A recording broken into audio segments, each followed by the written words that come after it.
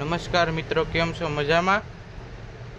તો આપણે પહેલા લેક્ચરમાં પાઠ 1 ભારતનો વારસો તેમાં આપણે 1 થી 15 સવાલ જોયા હતા. તો આજે આપણે આ પાઠ આખો પૂર્ણ કરવાના છીએ.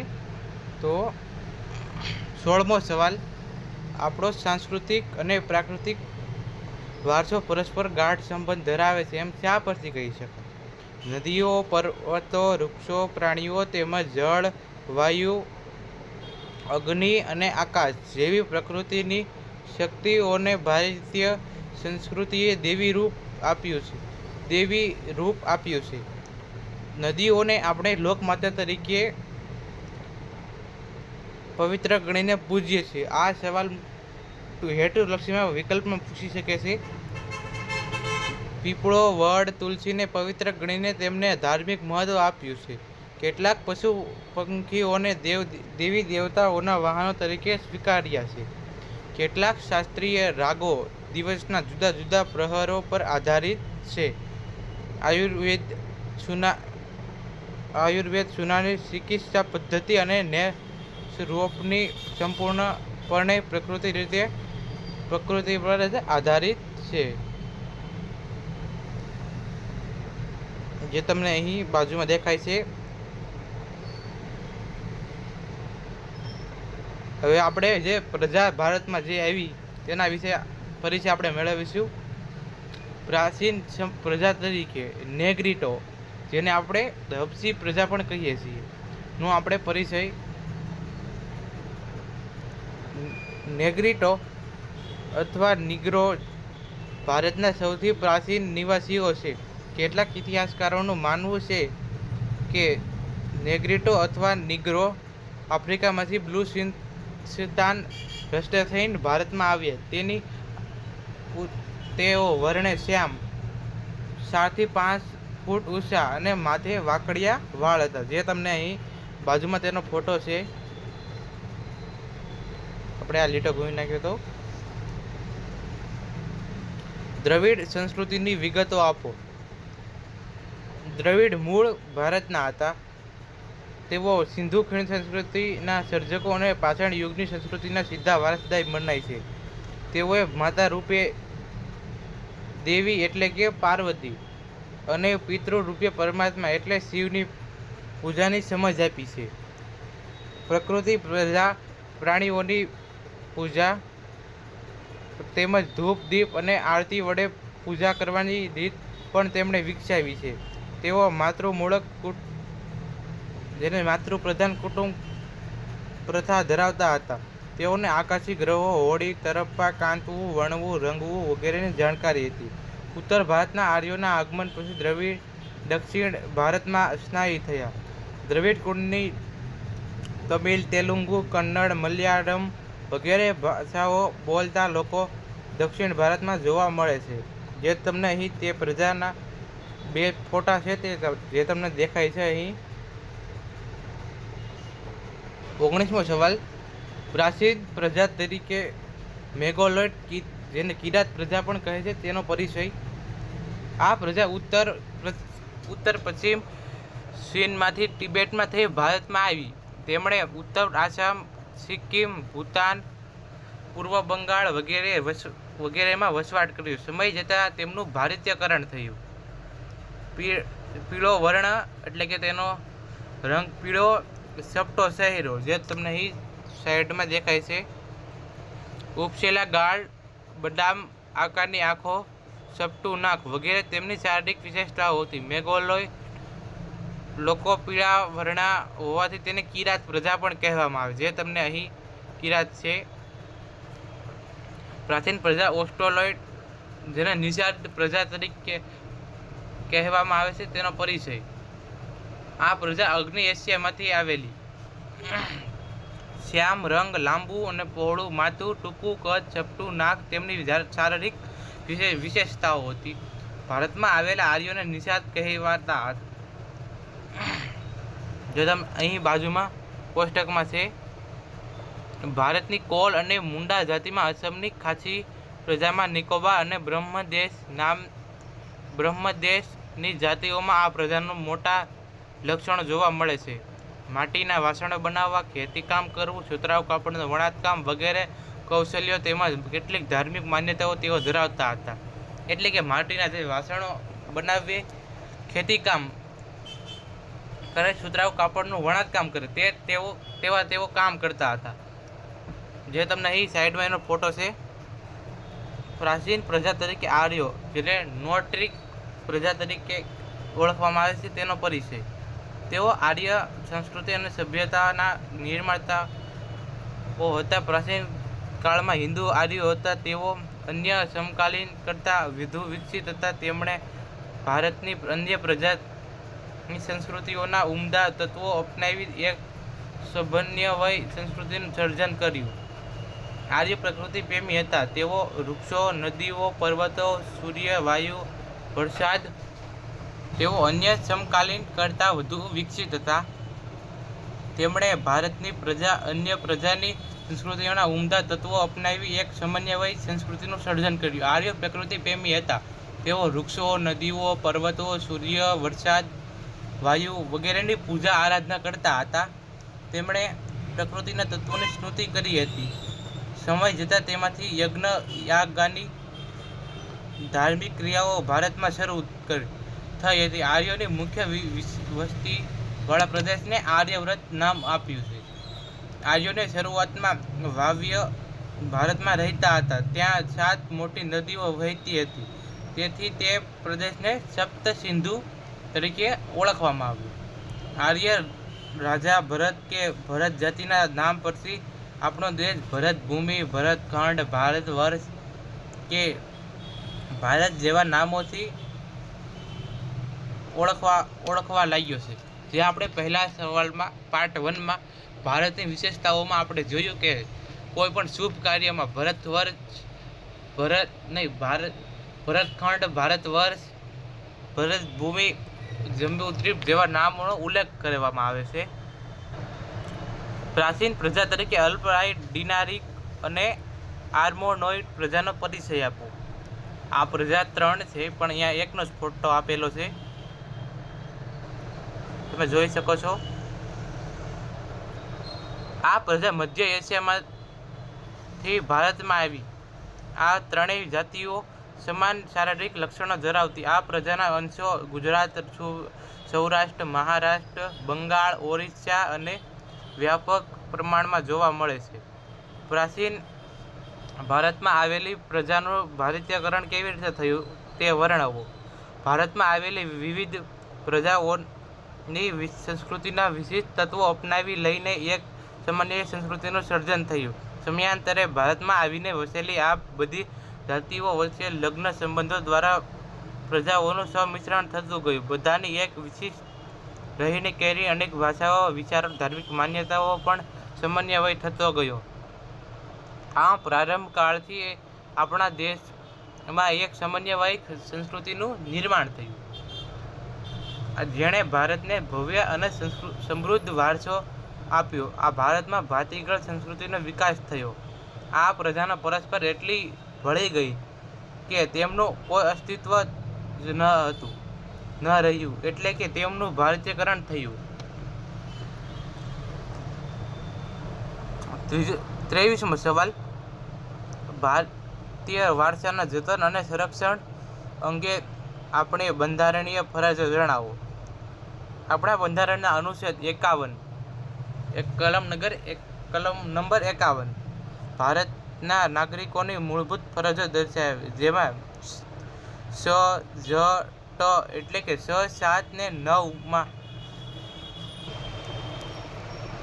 દેશના જંગલો, તળાવો, નદીઓ, સરોવરો તેમજ વન્ય પક્ષીઓ સહિત કુદરતી પર્યાવરણનું જતન અને સંવર્ધન કરવું. બધા જીવો પ્રત્યે દયા રાખવી. દેશની જાહેર મિલકતોનું રક્ષણ કરવું. હિંસાનો ત્યાગ કરવો. આપણા સાંસ્કૃતિક વારસાના પ્રતીકમાં પ્રાચીન સ્મારકો તથા ઐતિહાસિક અને ધાર્મિક મૂલ્ય અને મહત્વ ધરાવતા સ્થળોને કોઈ પણ પ્રકારનું નુકસાન ન પહોંચાડવું અને તેમનું જતન કરવું એ આપણી સૌની ફરજ છે. ભારતનું પ્રકૃતિ નિર્મિત અને રમ્ય ભૂમિ દ્રશ્યોનું શુદ્ધતા પવિત્રતા અને સુંદરતાની જાળવણી કરવી એ આપણા સૌની નૈતિક ફરજ છે. જે મેં તમને પહેલા વિડીયોમાં પણ કહ્યું કે જે આપણે આ પીળી લીટી કરી છે તે બધા મોસ્ટ આઈમ્પી વાંચવાના અને બીજું આગળ પાછળ આપણે લગાડવાનું. તમે જોઈ શકો છો બધા પહેલે તમને દેખાડું. બધા સવાલમાં પીળી લીટી જે છે તે આપણે અહીં પૂરું કર્યું હતું. 15મો સવાલ, તફાવત પ્રાકૃતિક વારસો અને સાંસ્કૃતિક વારસો. હવે વિકલ્પ તરફ આપણે આગળ વધવી. ભારતના કયા પ્રાચીન ગ્રંથમાં ભારત માટે ભારત વર્ષ વપરાણું છે? જે આપણે પહેલા સવાલમાં જોયું વિષ્ણુ પુરાણ. વિશ્વમાં ભારત વસ્તીની દ્રષ્ટિએ વિસ્તારની દ્રષ્ટિએ કેટલામું સ્થાન ધરાવે છે? 7મું. એ થોડી જાણી કરી દેવી. વસ્તીની દ્રષ્ટિએ તે બીજું સ્થાન ધરાવે છે. જે આ વસ્તી અને વિસ્તારની દ્રષ્ટિએ તેમાં ઘણી ભૂલ થાય છે. જેમાં વિસ્તારની એટલે 7મું અને વસ્તીની એટલે બીજું સ્થાન. ભારતીય સંસ્કૃતિમાં શેનો અનુભવ પ્રાપ્ત થાય છે? એમાં સત, ચિત્ત અને આનંદનો. સંસ્કૃતિ એટલે માનવ મનનું ખેડાણ. એ સંસ્કૃતિ એટલે જીવન જીવવાની રીત. પ્રકૃતિ સાથે આપણો વ્યવહાર શ્રદ્ધાપૂર્વક હોવાનો ઉદાહરણો શેમાંથી મળે છે? પંચતંત્રની વાર્તાઓ અને બૌદ્ધ ધર્મની જાતક કથાઓ. પ્રાકૃતિક વારસામાં કઈ કઈ બાબતોનો સમાવેશ થાય છે? નદીઓ, વૃક્ષો ને વગેરે. ભારતીય સંસ્કૃતિ કઈ નદીઓના કિનારે વિકસિત છે? સિંધુ અને રાવી.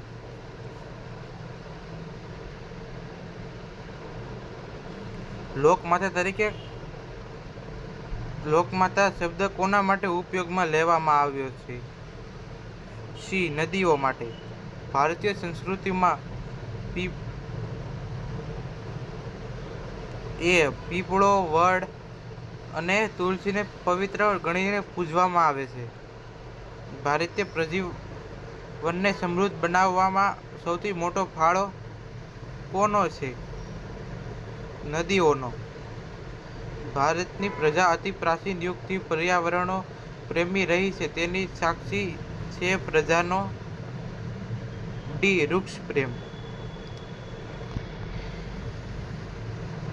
હવે ડેટા મારતા જાવી બધે. 15મો સવાલ. ભારતીય સંસ્કૃતિના કયા વૃક્ષને પૂજનીય ગણવામાં આવે છે? વડને. 16મો. નીચેનામાંથી કયું વ્રત વનસ્પતિના વનને ધાર્મિકતા સાથે સાંકળે છે? તેમાં ડી આવશે, વટ સાવિત્રીનું વ્રત. ભારતની રાષ્ટ્રીય મુદ્રામાં કયા પ્રાણીની આકૃતિ છે? જેમાં સિંહની આવશે, બી.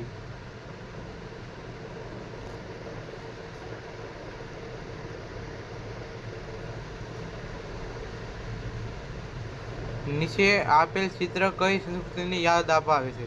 જે અહીં બાજુમાં જે ચિત્ર છે તે, તો તે આપણને સિંધુ ખીણ છે. જે અહીં તમને જવાબ આપેલા છે આન્સર. ગુજરાતમાંથી મળી આવેલું હડપ્પીય સંસ્કૃતિનું મહત્વનું નગર ધોળાવીરા કયા જિલ્લામાં આવેલ છે? એ. કચ્છ. ઇલોરાની ગુફાઓમાં કયા રાજાઓના સમયમાં તૈયાર થઈ હતી? સી. રાજકોટ. ગુજરાતમાં મૂનસર તળાવ ક્યાં આવેલું છે? ડી. વિરમગામ. ગુજરાતમાં ઝૂલતા મિનાર ક્યાં આવેલા છે? અમદાવાદમાં. સહસ્ત્રીંગ તળાવ ક્યાં આવેલું છે? પાટણમાં.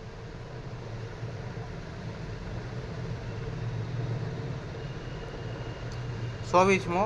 ગુજરાતના ધોળકા તાલુકામાં મળી આવેલું પુરાતત્વીય નગર કયું છે? લોથલ. ગુજરાતમાં હળસિંગીના દેહરા કયા આવેલા છે? અમદાવાદમાં. ભાદરવી પૂનમનો મેળો કયા સ્થળે ભરાય છે? અંબાજી. ભવનાથનો મેળો ક્યાં ભરાય છે? ગિરનાર. વૈઠાવનો મેળો કયા સ્થળે ભરાય છે? ધોળકા. આહવામાં કયા મેળો ભરાય છે? ડાંગ દરબારનો. ગરબાડામાં કયા મેળો ભરાય છે? ગોળ ગધેડાનો. કાર્તિકી પૂર્ણિમાનો મેળો ક્યાં ભરાય છે? સોમનાથ. સાંસ્કૃતિક વારસામાં કઈ બાબતોનો સમાવેશ થાય છે? ઇમારતો, શિલાલેખો વગેરે. કેટલાક ઇતિહાસકારોના મતે કઈ પ્રજા ભારતની સૌથી પ્રાચીન નિવાસી છે? એ. નેગ્રીટો. ભારતમાં ઓસ્ટ્રોલોઇડ પ્રજા ક્યાં આવી હતી? બી. અગ્નેશિયા. ભારતીય સંસ્કૃતિની સભ્યતાના વિકાસમાં કઈ પ્રજાનો મુખ્ય ફાળો છે? ઓસ્ટ્રોલોઇડ.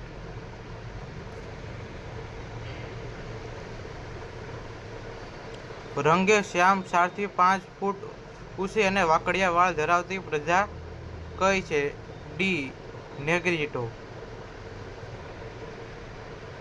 રંગે શ્યામ લાંબુ પહોળું માથું, ચપટું નાક, ટૂંકું કદ ધરાવતી કઈ પ્રજા છે? ઓસ્ટ્રોલોઇડ. નિષાદ. ભારતની કઈ પ્રજામાં માતૃપ્રધાન કુટુંબ પ્રથા પ્રચલિત છે? દ્રવિડોમાં.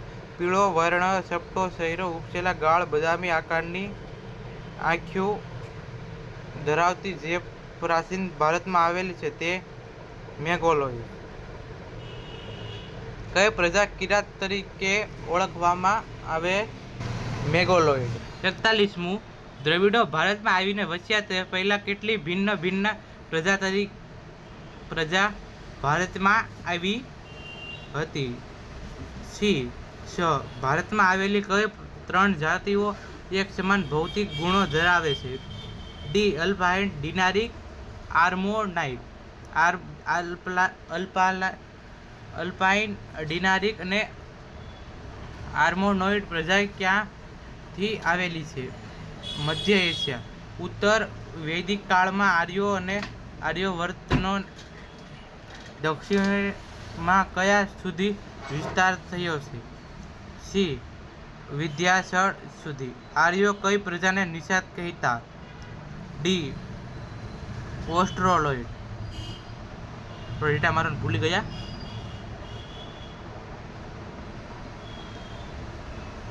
પાષાણ યુગની સંસ્કૃતિના સીધા વારસદાર મોહેંજો-દડો ની સંસ્કૃતિના સર્જકો? સી. દ્રવિડો ગણાય છે. આર્યો ઓસ્ટ્રોલોઇડ પ્રજાને શું કહેતા હતા? નિષાદ. ભારત આર્ય સભ્યતાના નિર્માતા કયા લોકો હતા? સી. નોર્ડિક. અન્ય સમકાલીન પ્રજા કરતાં વધુ વિકસિત પ્રજા કઈ છે? આર્યો. પેઢી દર પેઢી જે કાંઈ જીવનમાં મળે તેને શું કહેવાય? વારસો. આપણા બંધારણની કઈ કલમમાં ભારતની સાંસ્કૃતિક વારસાના જતન માટે નાગરિકોને મૂળભૂત ફરજો દર્શાવવી જોઈએ? એ. કલમ 51. ભારતના પ્રત્યેક નાગરિકની પવિત્ર અને પ્રાથમિક ફરજ છે? સી. આપણા પ્રાચીન સ્મારકો, ઐતિહાસિક અને મહત્વ ધરાવતા સ્થળોનું રક્ષણ કરવું. 53. ધૂપ અને દીપ આરતીથી પૂજા કરવાની પરંપરા કોણે વિકસાવી હતી? દ્રવિડોએ. ભારતમાં ઉત્તર પશ્ચિમ ચીનમાંથી કયા લોકો આવેલા હતા? મેગોલોઇડ. નીચેનામાંથી એક જોડકું ખરું નથી તે શોધીને ઉત્તર લખો. ગોળવર્ણ, બદામી આંખો. દ્રવિડો. નીચેનામાંથી એક જોડકું ખરું નથી તે શોધીને ઉત્તર લખો. સી હાર્મોનોઇડ નિગ્રો. વિદેશી પ્રજનન ભારતીયકરણ કરવામાં લગ્ન સંબંધો, કૌટુંબિક સંબંધો અને તેમનું સમાજીકરણ થયું. મુખ્યત્વે જવાબદાર છે. નીચેના આપેલા જોડકામાં લક્ષમાં લઈ આપેલા વિકલ્પો પૈકી સાચો વિકલ્પ પસંદ કરો. જે તમને અહીં 4 આપેલા છે, જેમાં જવાબ આવે છે બી. પહેલામાં ચોથું, બીજામાં પહેલું, ત્રીજામાં બીજું અને ચોથામાં ત્રીજું. નીચે આપેલા જોડકા લક્ષમાં લઈ આપેલા વિકલ્પો પૈકી સાચો વિકલ્પ પસંદ કરો. સી પહેલામાં ડી, બીજામાં સી, ત્રીજામાં બી, ચોથામાં એ. ઇતિહાસને ઓળખવા જુદા જુદા સમયના પુરાતન અવશેષોનો ઉપયોગ થાય છે. તે નીચે જણાવેલા કયા અવશેષો પરથી એમ કહી શકાય કે ભારતના માં શિલ્પો કંડારવાની કળા 5000 વર્ષ જેટલી જૂની છે? જેમાં ડી આવે છે દાઢીવાળા પુરુષનું શિલ્પ,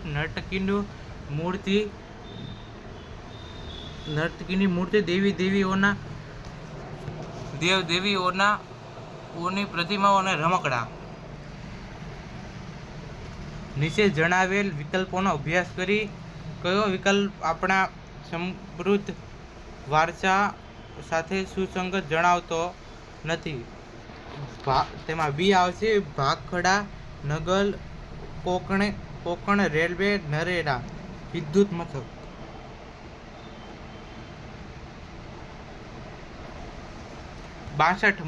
ભારતના આર્થિક, સામાજિક અને ધાર્મિક જીવન પર અસરકારક પ્રભાવ કોણે પાડ્યો? ડી વનસ્પતિ જીવને. ઊંડા કમળની આકૃતિ પર વૃષભ કે સિંહનું શિલ્પ, ગૌતમ બુદ્ધની પ્રજ્ઞા પરિમિતાનું શિલ્પ અને સારનાથનું ધર્મચક્ર પરિવર્તન વાળી ગૌતમ બુદ્ધની પ્રતિમા એ કયા યુગના શિલ્પો છે? મૌર્ય યુગના. આકાશી ગ્રહો, હોળી, તરપ્પા, કાંતવું, વણવું, રંગવું વગેરે કલાઓ જેવા વિવિધ ક્ષેત્રોમાં કઈ પ્રજાએ નોંધપાત્ર વિકાસ સાધ્યો છે? બી દ્રવિડ પ્રજાએ. દ્રવિડ કુળની ભાષાઓમાં નીચેનામાંથી કઈ ભાષાનો સમાવેશ થતો નથી? એ હિન્દી અને સેલુ પાઠનું. નીચેના પૈકી કઈ જોડી સાચી છે? તેમાં ઉત્તરાયણ નૃત્ય મહોત્સવ, મોઢેરા.